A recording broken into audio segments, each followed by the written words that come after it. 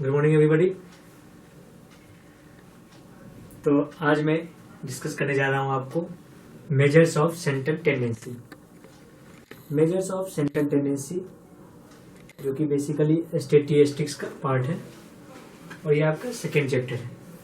तो measures of central tendency chapter के नाम है आपके मेजर्स ऑफ सेंट्रल टेंडेंसी। इस चैप्टर की सबसे इम्पोर्टेंट बात यह है कि इस चैप्टर आप लोगों ने कभी न कभी बार पढ़ा हुआ, क्योंकि ये चैप्टर सीबीटी में भी है, 11-12 के अंदर भी है, कहीं कहीं पर आपको 9th एंड 10th स्टैंडर्ड में भी देखने को मिलते हैं। तो मेजर्स ऑफ सेंट्रल टेंडेंसी की सबसे इम्पोर्टेंट बात यह है कि एक तो ये चैप्टर बहुत ही इजी है और स्कोरिंग भी है। तो आप देख रहे हैं यहाँ पर दो बेनिफिट है। एक तो आपके क्या है कि इजी भी है एंड स्कोरिंग भी है। तो अपने को इस चैप्टर को अच्छे से करना है। तो अगर ये चैप्टर से आपके सम्स आते हैं तो सम्स अपने 100% कॉन्फिडेंट हुए करने हैं कि एक भी क्वेश्चन अपने को ऐसा नहीं मिलना चाहिए जिसकी आप नहीं कर पाए। तो मेजर्स ऑफ सेंट्रल टेंडेंसी आपके चैप्टर का नाम से चैप्टर के नाम है। तो पहली बात मैं बताना चाहूंगा कि जब भी मैं कोई चैप्टर स्टार्ट करूंगा, जैसा कि मैं पहले भी करता आया हूं, तो मैं 2 मिनट सिर्फ उस चैप्टर के बारे में आपको बताऊंगा। उस चैप्टर के हेडिंग से देखिए मैं पूरा आपको फुल जो आपकी चैप्टर है मैं वहां पर आपको ओवरव्यू करा दूंगा कि चैप्टर आपकी किस ओर मूव करेगी, इस चैप्टर क्या कहना चाह रहा है, वगैरह वगैरह। अब देखिए इस चैप्टर के अंदर बेसिकली क्या है कि 2 पार्ट है।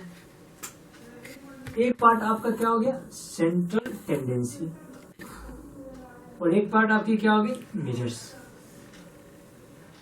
कि मैं बोलूंगा कि सेंट्रल टेंडेंसी क्या होती है और फिर मैं बोलूंगा कि इनको मेजर्स ऑफ सेंट्रल टेंडेंसी क्यों बोलते हैं। तो बेसिकली देखिए सेंट्रल टेंडेंसी नाम से पता चल रहा है कोई भी वैल्यू हो गया या ऑब्जर्वेशन हो गए जिनकी टेंडेंसी होती है सेंटर में लाई करने की, दैट्स कॉल्ड सेंट्रल टेंडेंसी। कोई भी वैल्यू और सेट ऑफ ऑब्जर्वेशन जिसकी टेंडेंसी होती है वो सेंटर में लाई करे, सेंटर में रहे, तो हम लोग उनको बोलते हैं सेंट्रल टेंडेंसी। तो आपके चैप्टर्स के अंदर जो ये मैं सेंट्रल टेंडेंसी की बात कर रहा हूं आपके सिलेबस में basically there are 3 types of central tendency है, मीन, मीडियन एंड मोड। फिर अगेन मीन के भी 3 पार्ट्स हैं, arithmetic mean, geometric mean, harmonic mean, median, mode. तो अपने को पूरा मीन के बारे में डिस्कस करना, मैं पूरा मीन के बारे में आपको डिस्कस करूंगा। वैराइटीज के प्रॉब्लम्स हैं। फिर मीन के अंदर किस तरह से करेक्शन ऑफ अर्थमेटिक मीन करेंगे कि कोई अगर मान लीजिए आप मीन कैलकुलेट किए हैं, कोई इनकरेक्ट हो गया उसको किस तरह से करेक्ट करेंगे।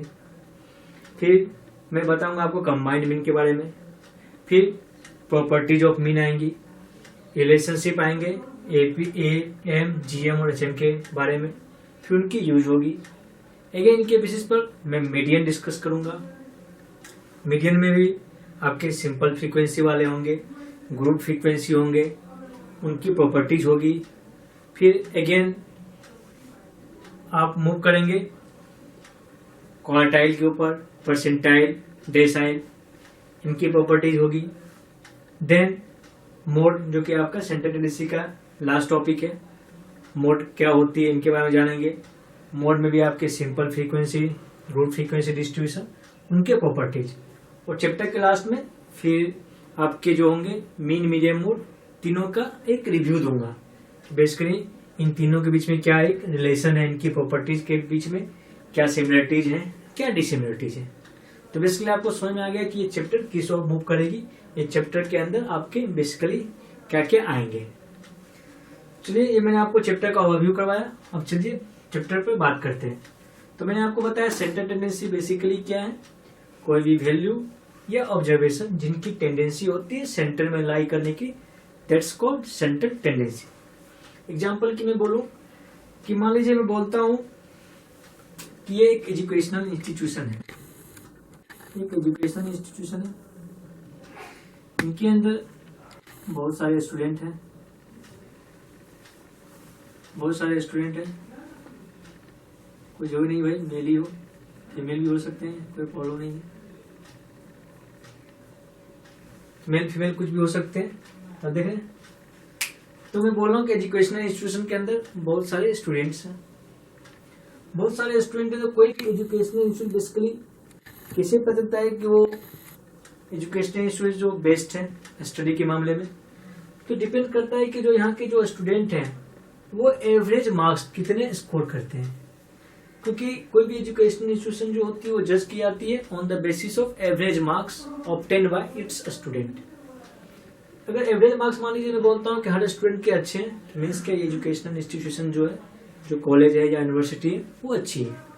सेम बेसिस पर मैं अगर कोई बिग बिजनेस स्कूल की बात करूँ, लाइक अपने इंडिया में बहुत सारे बिग बिजनेस स्कूल हैं, तो वो कैसे अच्छे आते हैं, अकॉर्डिंग टू प्लेसमेंट। जिनकी एवरेज प्लेसमेंट अच्छी होती है हम उनको बोलते हैं जी ये बिजनेस स्कूल आपकी अच्छी है। तो बेसिकली मैं बात कर रहा हूँ, यहाँ पर आप देख रहे हैं मैं बोल रहा हूँ एवरेज एवरेज एवरेज, तो मीन्स सेंट्रल टेंडेंसी का जो एक नाम होता है, another name is also location और एवरेज। वो सेंट्रल टेंडेंसी को एवरेज भी बोलते हैं, लोकेशन भी बोलते हैं। लोकेशन का मतलब क्या है, उनकी पोजीशन के बेसिस पर। मान लीजिए कि मैं बोलता हूँ कि 5 जन एक रो में स्टैंड किए हुए,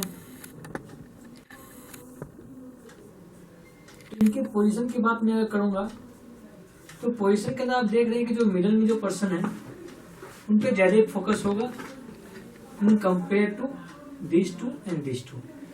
तो बेसिकली पोजीशन की बात हो गई, लोकेशन की बात होगी, इसमें अपन सेंट्रल टेंडेंसी को लोकेशन भी बोलते हैं। तो सेंट्रल टेंडेंसी के कितने नाम, 3 नाम, सेंट्रल टेंडेंसी, लोकेशन और एवरेज। ओके, तो बेसिकली इनका डेफिनेशन क्या हो गया जी, तो कुछ नहीं, डेफिनेशन हो गई सेंट्रल टेंडेंसी की, tendency of the value, tendency of the value और सेट ऑफ ऑब्जर्वेशंस, और set of observations to be in the centre, to be in the centre is known as central tendency. Okay, example लिखेंगे, ये example मैं दिखा रहा हूं आपको। An educational institution, an educational institution is जज on the basis of average marks obtained by its student, on the basis of average marks obtained by its students।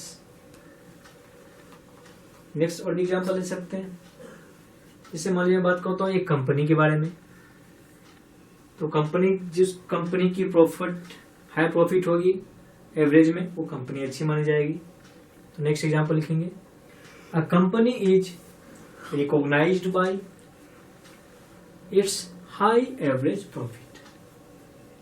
तो ये आपका सेंट्रल टेंडेंसी और उनके एग्जाम्पल। पैराग्राफ चेंज लिखेंगे, the method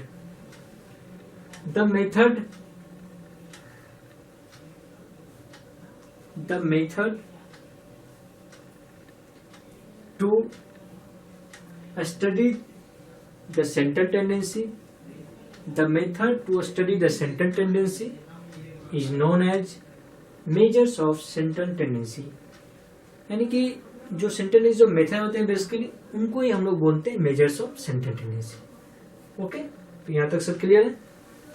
no, वो आगे move करते हैं।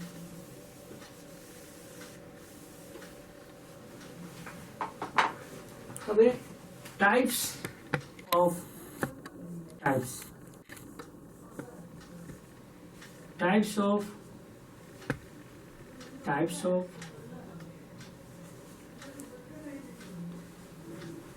मेजर्स ऑफ सेंट्रल टेंडेंसी में सिटी लिखूंगा।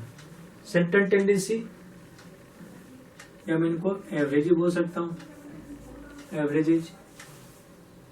तो बेसिकली मैं अगर बोलूंगा तो एवरेज की बात करूंगा तो मैं बोलूंगा, इसलिए मैं बोलूंगा 3 measures but 2 averages.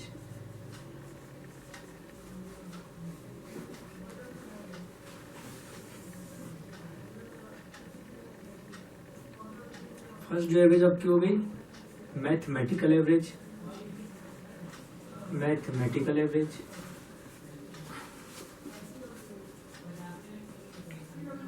Second average जो आपकी हो गई पोजिशनल एवरेज, जैसा कि नाम से ही पता चल रहा है कि यहाँ पर हम लोग पोजिशन के बारे में बात करेंगे।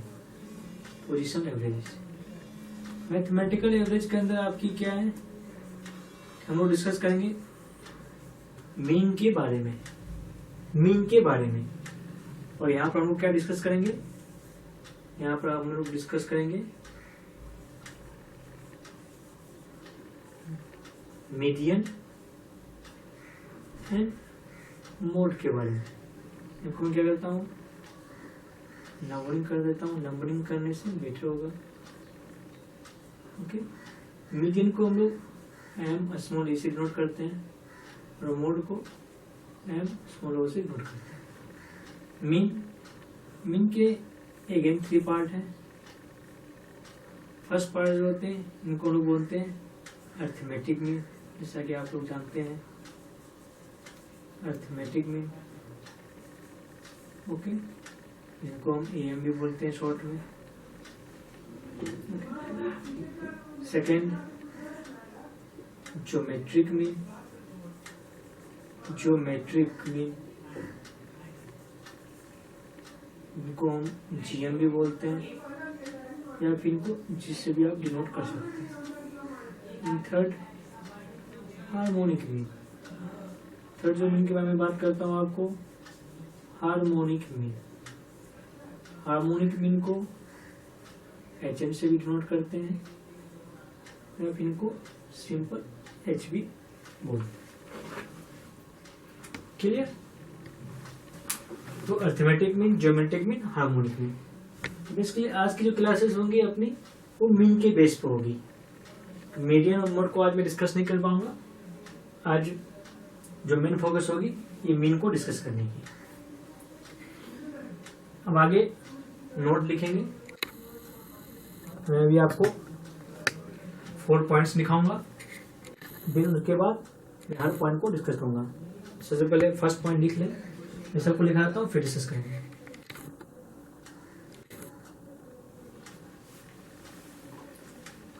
फर्स्ट पॉइंट लिखेंगे measures of central tendency, measures of central tendency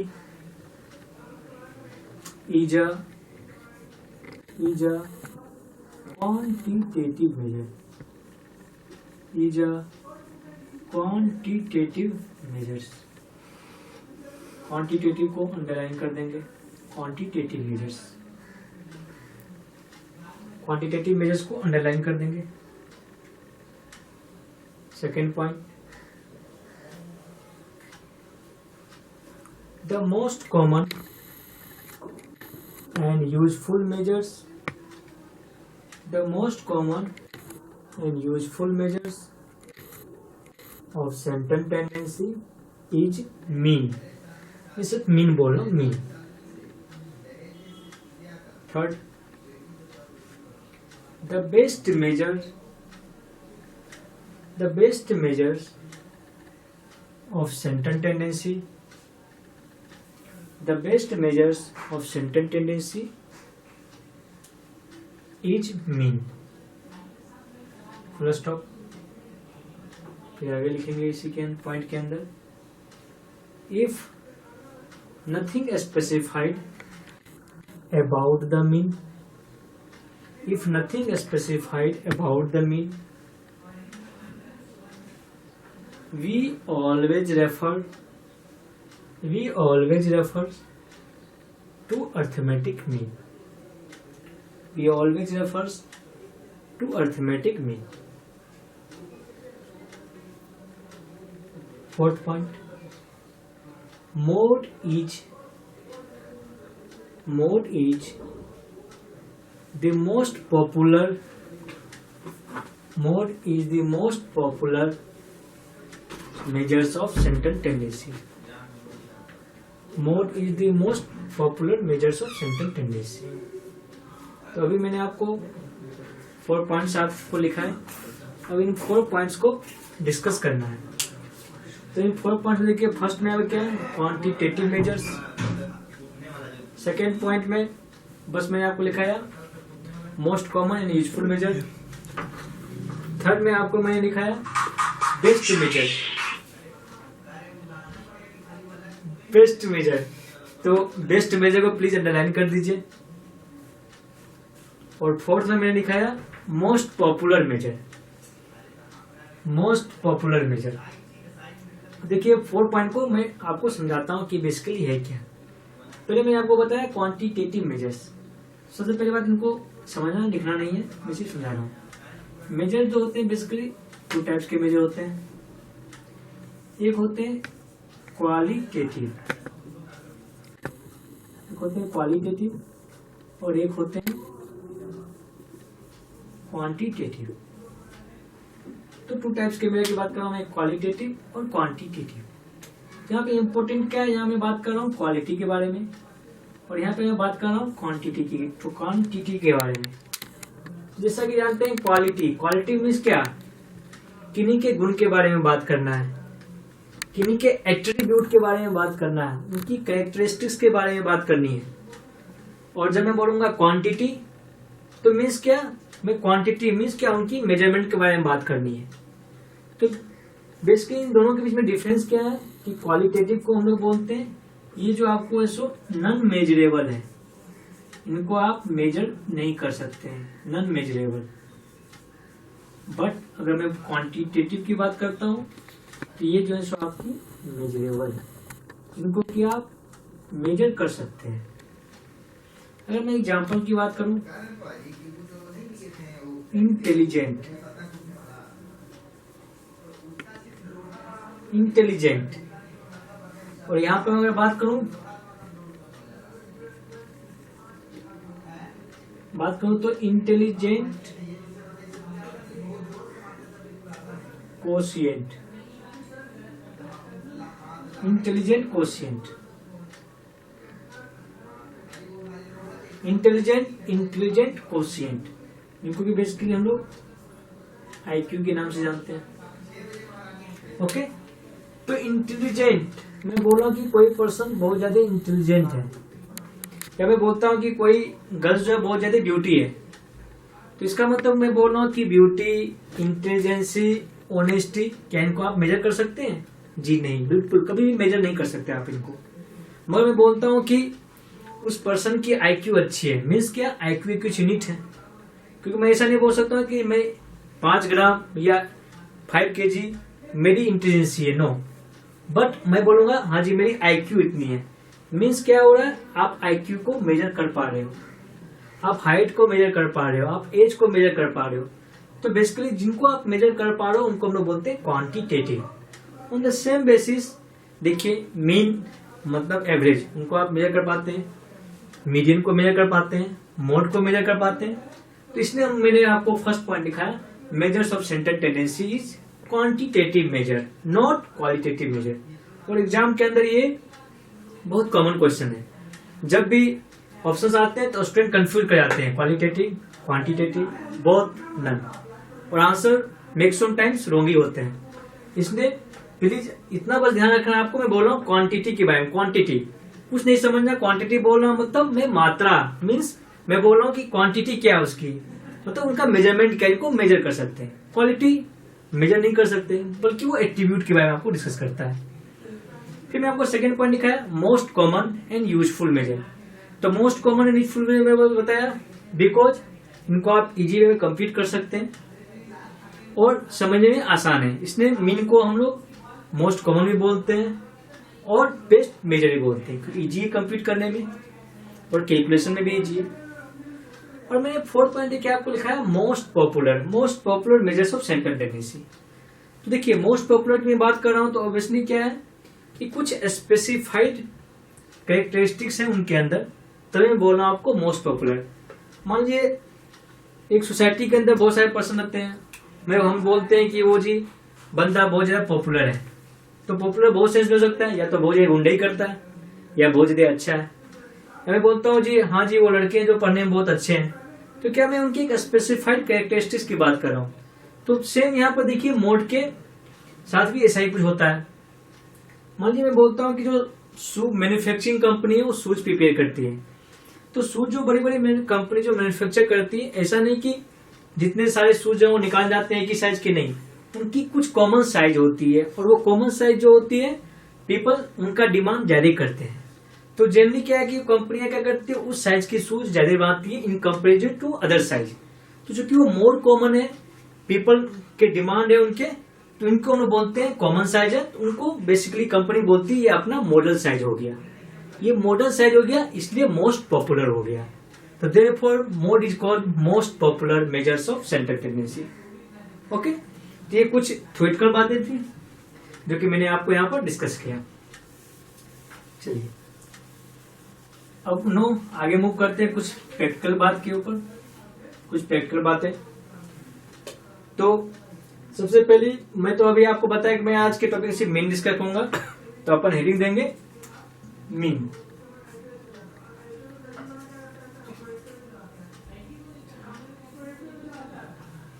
mean heading देंगे, और मैं यहाँ पर अभी आपको एक टेबल बनाऊंगा। वो टेबल जो है सो बेसिकली AM, GM और HM के जितने सारे फॉर्मूलेज हैं, मैंने उन फॉर्मूला को यहाँ पर कलेक्ट करके एक टेबल बनाने की कोशिश की है, ताकि आप एक जगह आपके सारे फॉर्मूले रहेंगे तो आपको इजी रहेंगे। ठीक है, तो आप नोट डाउन करते रहिए हैंड टू हैंड, मैं बाद में इनको समझाता जाऊंगा। AM, GM, HM, और यहाँ पर बेसिस क्या है। एम को बेसिकली इनके अंदर जो भी आती है एडिशन की बात करते हैं, यहाँ मल्टीप्लिकेशन की बात करते हैं, और यहाँ reciprocal, reciprocal what, arithmetic mean की रेसिप्रोकल।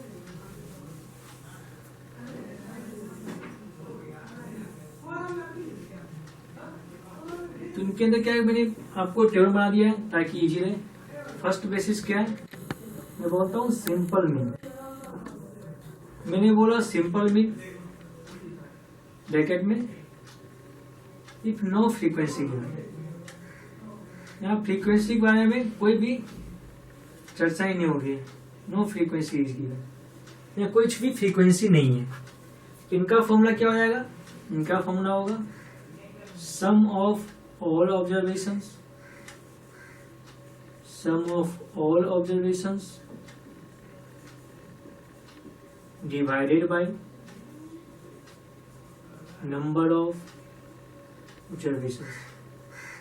मैं साथ बोलते हुए जा रहा हूँ, आप इस तरह से भी लिख सकते हैं, sum of all observations divided by number of observations।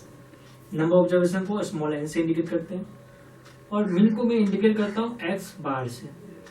तो x बार इक्वल टू मैं बोलूंगा समेशन ऑफ, समेशन पैसे इस कीजिए बहुत सारे ऑब्जर्वेशन, तो x1, x2 dot dot dot xn divided by n।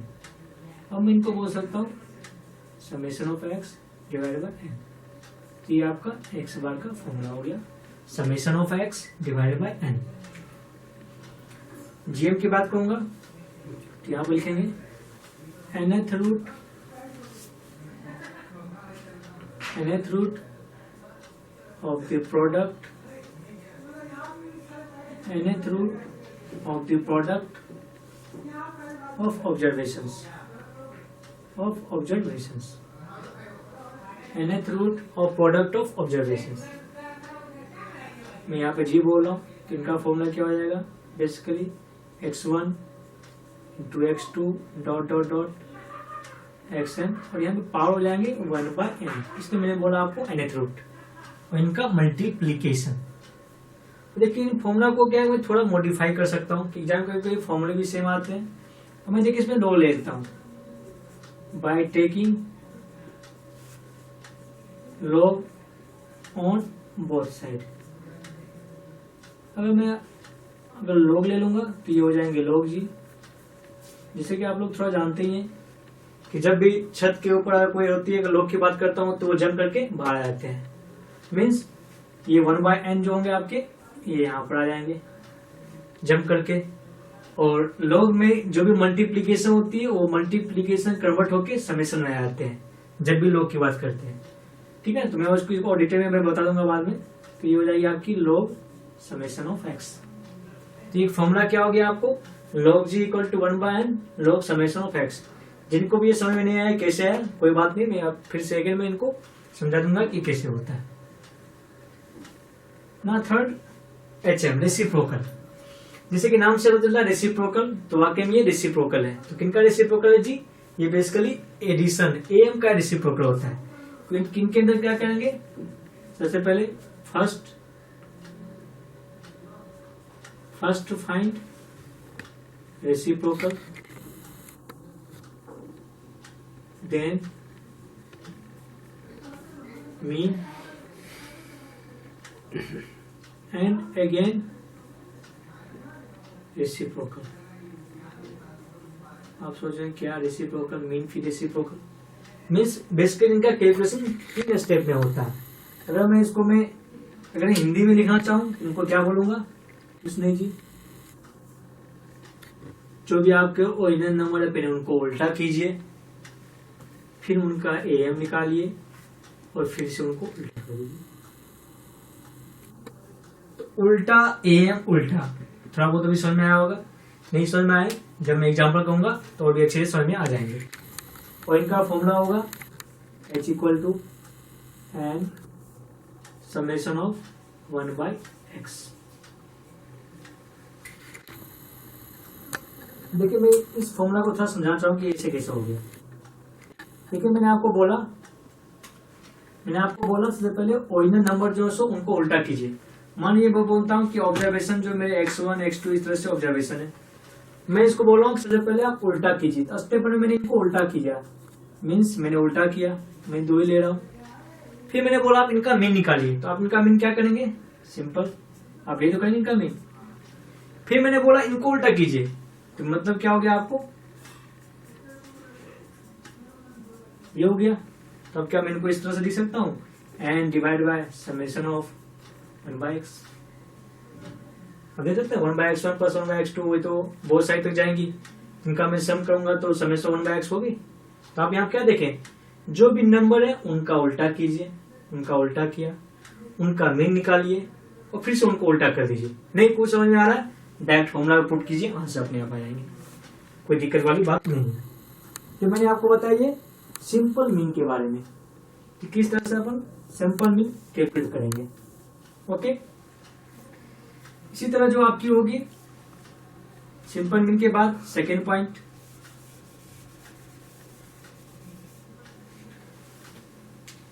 Simple के बाद आपकी सेकेंड पॉइंट होगी again weighted mean. Weighted means क्या कि यहाँ पर क्या चीज की वेट है, एक्चुअली मैं फ्रीक्वेंसी के बारे में बात कर रहा हूँ। जब फ्रीक्वेंसी दी हुई रही तो मैं बात कर रहा हूँ यहाँ पर आपको वेटेड मीन के बारे में। लिखेंगे फ्रीक्वेंसी इज गिवन, ये फ्रीक्वेंसी इज गिवन। तो ये सिंपल मीन था जहाँ फ्रीक्वेंसी की बात नहीं कर रहे थे, यहाँ पर वेटेड मीन है मीन्स फ्रीक्वेंसी की बात कर रहे हैं।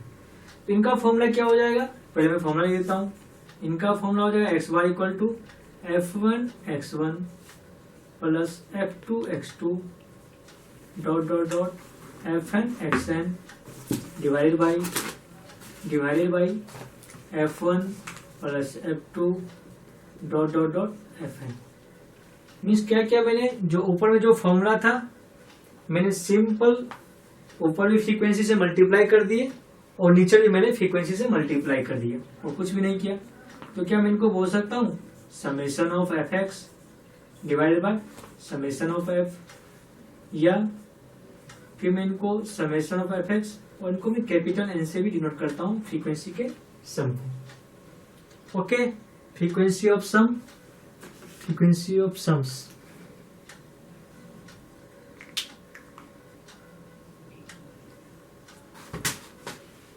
फ्रीक्वेंसी ऑफ सम तो summation of x divided by summation of m, इनमें लिखेंगे कि frequency is multiplied, frequency is multiplied, मैं बेसिकली फ्रीक्वेंसी को मल्टीप्लाई कर दिया। आप देख रहे हैं ऊपर फ्रीक्वेंसी को मल्टीप्लाई कर दिया और नीचे मैंने फ्रीक्वेंसी से डिवाइड कर दिया। जीएम की बात करेंगे तो जीएम के अंदर देखिए बेसिकली क्या हो रहा है यहाँ पर बोलेंगे जीएम के अंदर x1 पावर f1। अब वहां फ्रीक्वेंसी की पावर आ गई x2 power f2 dot dot dot xn power fn, और इनका जो ओवरऑल होगा वो समेशन ऑफ f हो जाएगी, मीन्स n की बात कर रहे हैं। तो ये फॉर्मूला थोड़ा कॉम्प्लिकेशन लग रहा है, कोई दिक्कत नहीं है। x1 power